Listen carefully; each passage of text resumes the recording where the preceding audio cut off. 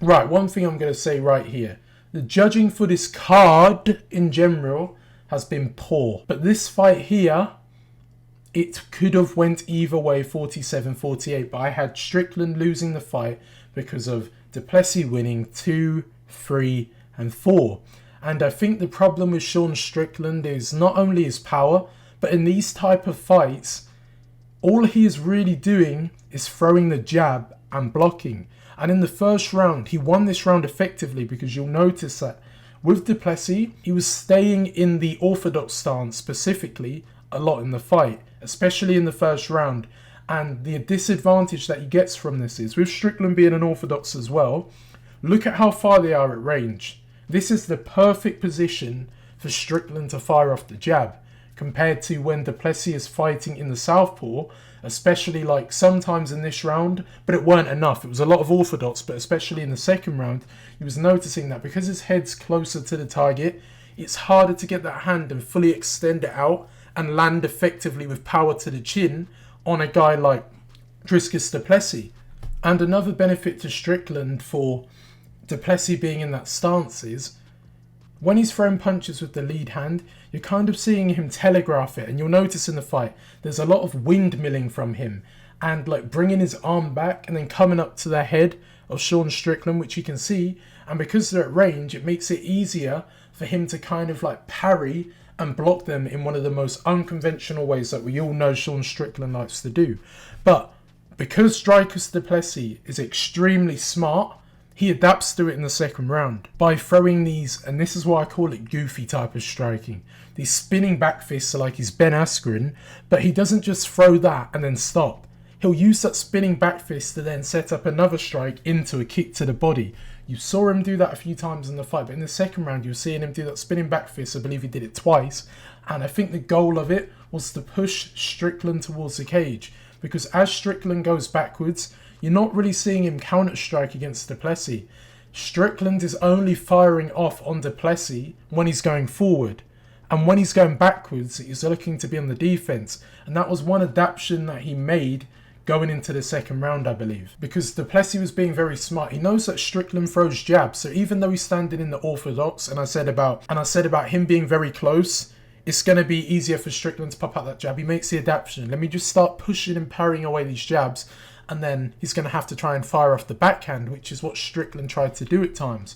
But it made it a hard opponent for Strickland to deal with, because he wasn't able to fire off them like three-piece combinations where you see Strickland sometimes come up with like a looping right cross and then start following up with another overhand and come forward. It was very hard for him to push him back like that, because Du Plessis was just trying to be in his face the whole fight.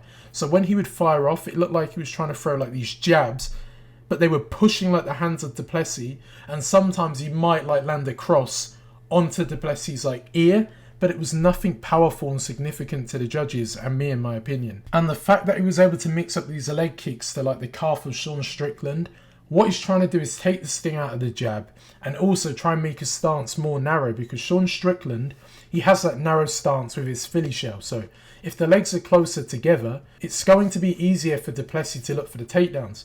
But what it actually did at times is when he would kick him in the leg and then look for a takedown, his stance was actually wide. So it was a bit like an impressive thing to do, trying to take down a wider stance Sean Strickland. Because when your legs are narrow, it's much harder to defend against it because you haven't got a stronger base. But one thing Strickland was able to do well is when he goes down to the ground, you were never seeing Du Plessis be able to do any ground and pound. I don't think he actually landed any ground strikes, and that's because he has to worry about Strickland on the ground.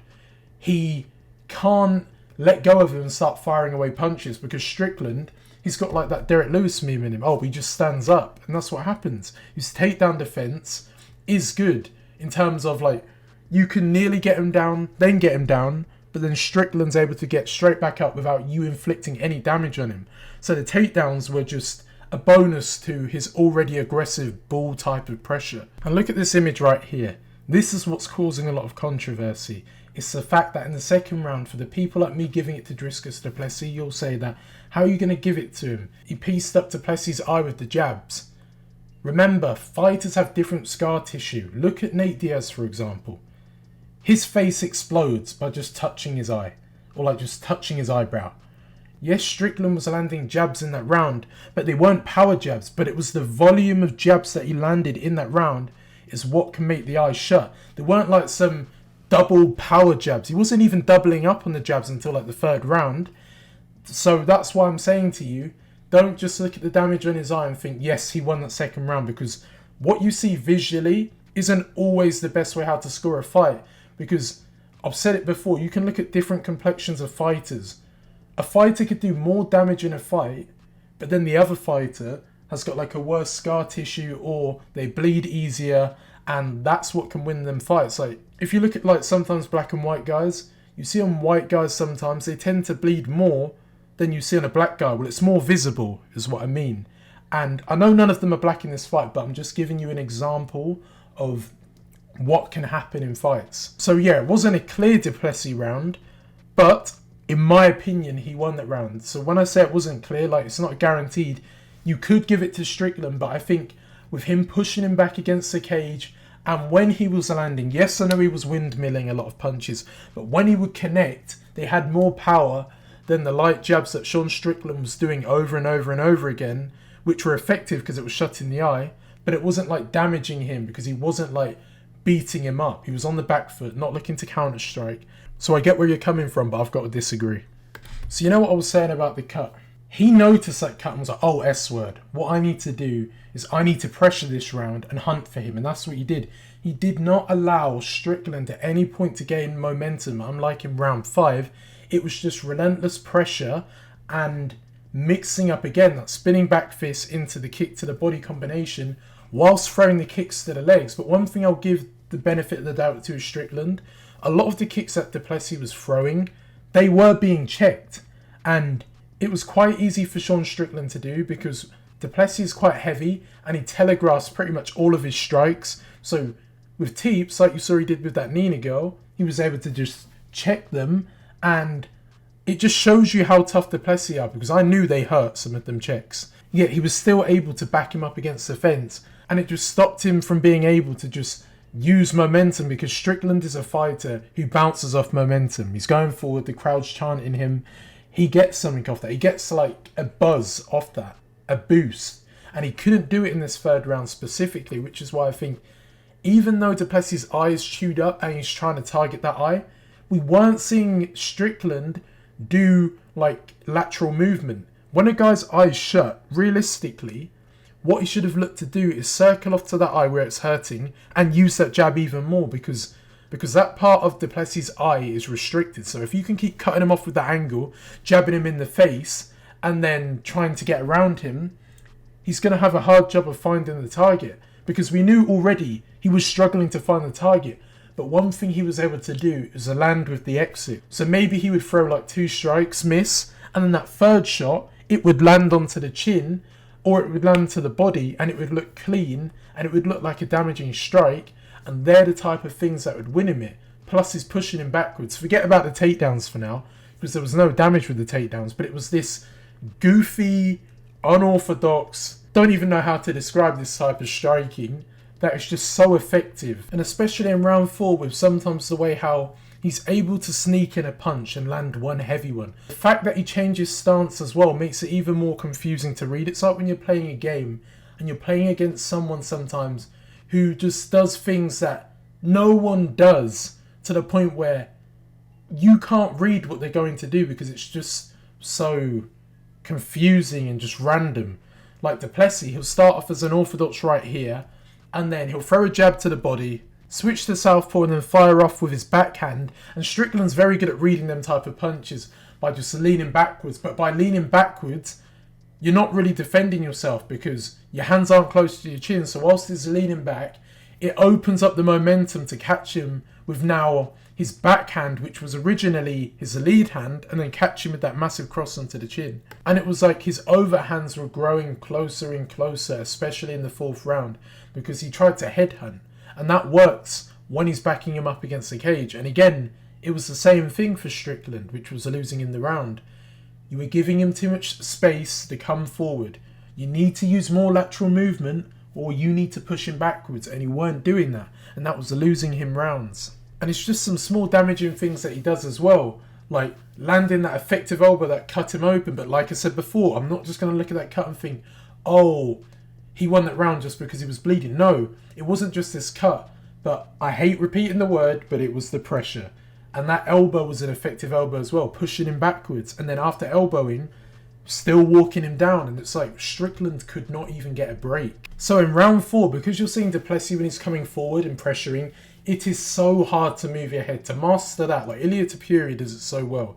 He can pressure you, but because he kind of keeps that like high guard and sometimes will peekaboo into range, he's able to defend against people when he's pressuring forward.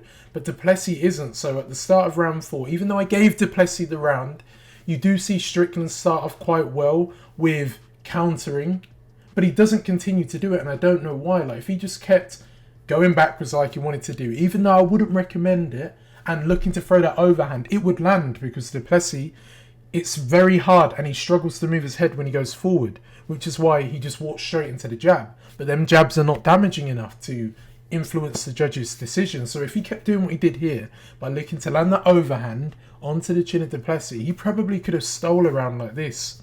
Because not only was it catching him near the temple area, it was catching him near the cut. So it'll probably aggravate the side of that cut and cause more bruising and do some damage to Du Plessis. But not just visual damage, but damage to his brain. And one adaptation that he made, especially in round 4, was the changing of the stance to a point where it was very noticeable.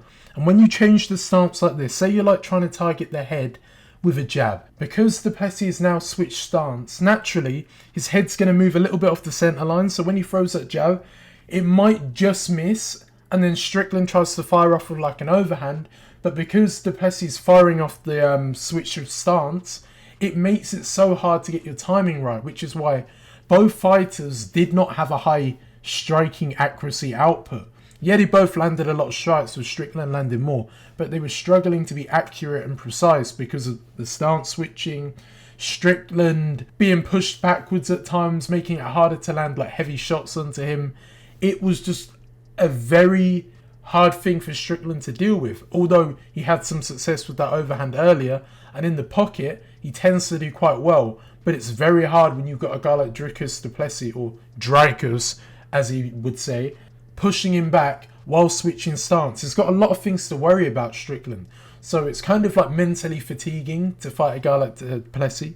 And Dricus Du Plessis' wrestling technique is so good. Like you see him right here, push off the hip of Sean Strickland to create a bit of space, and then transition all of his weight to the opposite side of Sean Strickland, because you can see he's putting a lot of weight to get around like the side of Du Plessis is right side, so he can then take the back. But because he's moving in that direction and Du Plessis is now shifting his weight in the opposite direction, he's able to then rotate the position and then have him to the side he wants to go. And he made it even easier by grabbing that, what's it called, butterfly grip with his hands. And then whilst he's rotated him, you can kind of see Sean Strickland's not postured up. So as he goes to move backwards or posture up, his feet are now in a flat-footed position, which allows Du Plessis to then sweep his leg by just getting that front leg and putting it behind the ankle of Sean Strickland and then taking him down. That is an extremely high technique to do.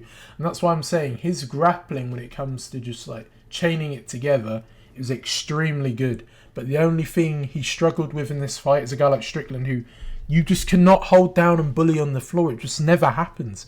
Even though in this round here, some power takedowns, but you'll notice every time he takes Strickland down, Strickland's immediately able to get like onto his shoulder or like onto his wrist and be able to bounce straight back up. And that's because he never allows himself to be flat on his back. He is always moving as soon as his body touches the ground.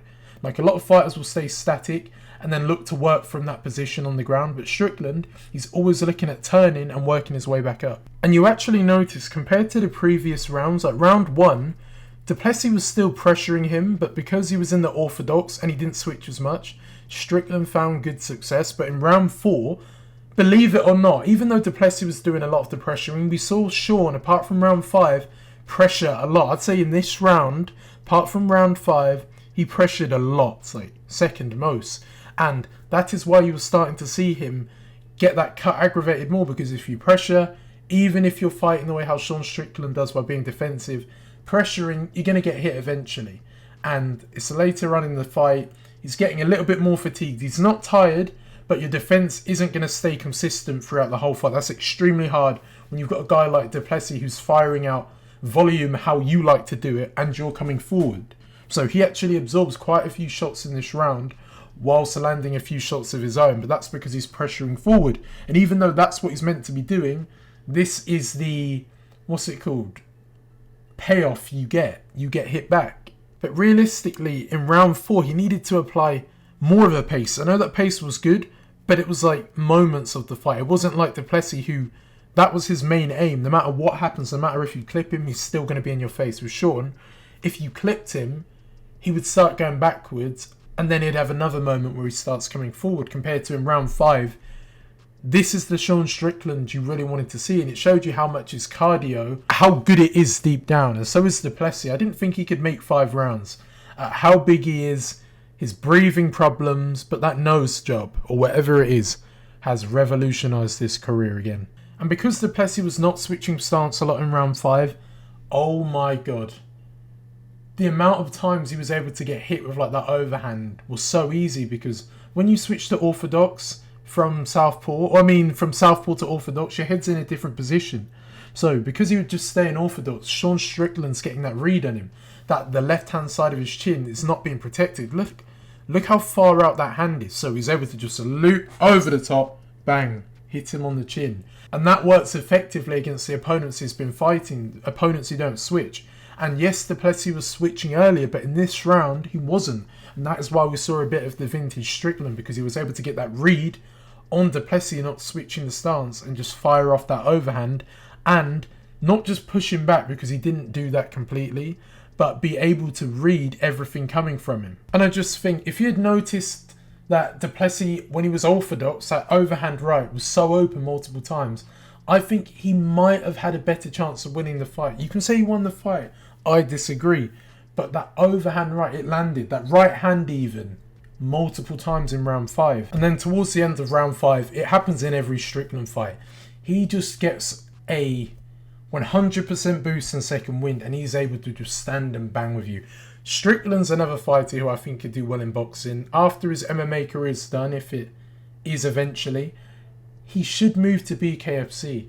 I know you might want to call him a Chad and he's got all these like good looks and stuff, but BKFC would be perfect for him. We don't need to worry about that yet, but it's just that second wind, and I'm just looking at BKFC. He would fit in perfectly. It's the type of fights he likes to get into. He likes street fights, he likes wild fights.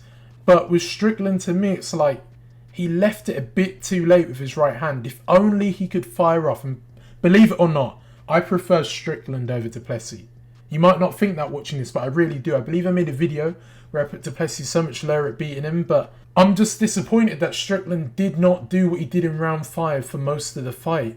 But I think it was harder for him to do it because of the switching of stance, and it was harder to read leg kicks. Du Plessis attacking all areas, making him have to think of multiple things on his mind compared to round 5.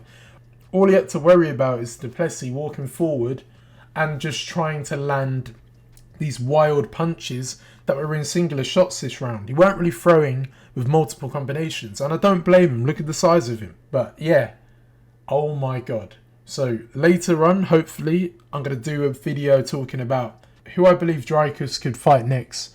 But as of right now, that was a good performance by both of them. I do just think Du Plessis won 2, 3 and 5. But I will not sit here and moan if you said Strickland won that fight. And I know a lot of people are going to hate this because of what I said, saying I'm being biased. Probably am. I'm not going to sit here and be delusional. Like, everyone's got their own biases. You're going to sit here and say, oh, this is complete delusion. Fine. I think Du Plessis won that fight based off what I said and what I saw during that fight, because of the pressure and the damage that he was able to land on him. Not just the eye cut. Don't look at cuts and just think that's how he won the fight. But it was that effective missing loads of shots, but then catching you with that one shot. I don't know how to describe it. Like, throwing a load of punches, missing, but then landing that one powerful shot, compared to Strickland, where he is not really throwing punches and combinations until round 5. He's hitting you with singular shots, and then when he hits you with that singular shot, it's doing damage, like visual damage, because if you target one area and you do it over and over and over again, like if you do something 1,000 times, you're going to see a result. And that's what you saw, the eyes starting to shut. But it wasn't anything like significant to the point where you were seeing Dricus getting hit in rounds before round 5, and you saw his head being like swung back, like Strickland at a few times in the fight where he was getting caught, even though he missed a lot of punches, he was being hit by punches that was forcing him to go backwards and pushing his body backwards that were doing damage. So, yeah, good fight. This fight is probably one of the best fights we've seen in a while since the Volkanovski-Makhachev 5. And yeah, that's it. Thank you for watching. Talk to you soon.